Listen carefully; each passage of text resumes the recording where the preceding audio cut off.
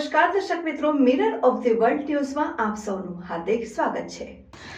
ચૈત્ર નવરાત્રી તેમજ આગામી તહેવારો અનુસંધાને ભીડભાડવાળી જાહેર જગ્યાઓ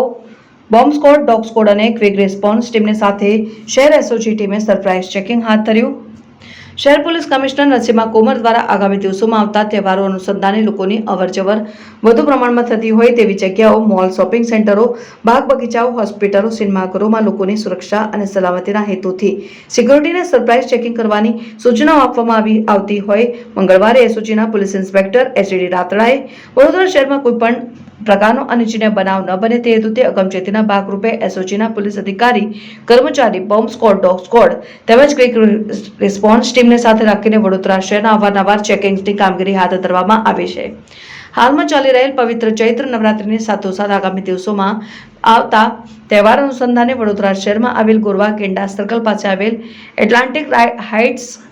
એટલાન્ટિક હેરિટેજ અને એટલાન્ટિક K10A, એટલાન્ટિક K10B ની આજુબાજુમાં